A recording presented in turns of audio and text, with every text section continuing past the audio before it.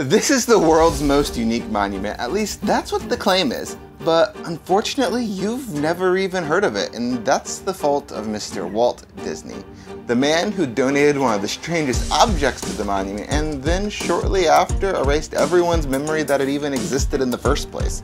So to tell this story right, first I want to tell you about the man crazy enough to build this monument of states in Kissimmee, Florida.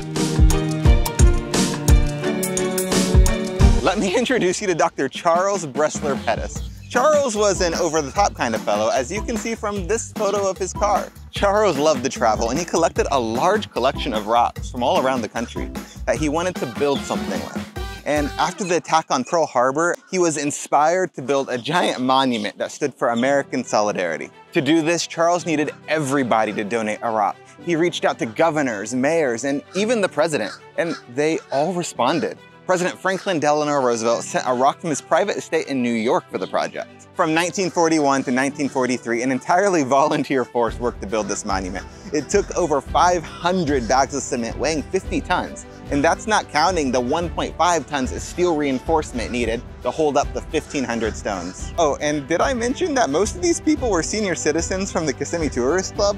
The monument was finished on March 28, 1943 and dedicated as the world's most unique monument. And they aren't entirely wrong. I mean, look at this thing. We have rocks and other memorabilia from every US state and many other countries as well. Here's a petrified apple from Wisconsin, and here's a volcanic rock from North Dakota.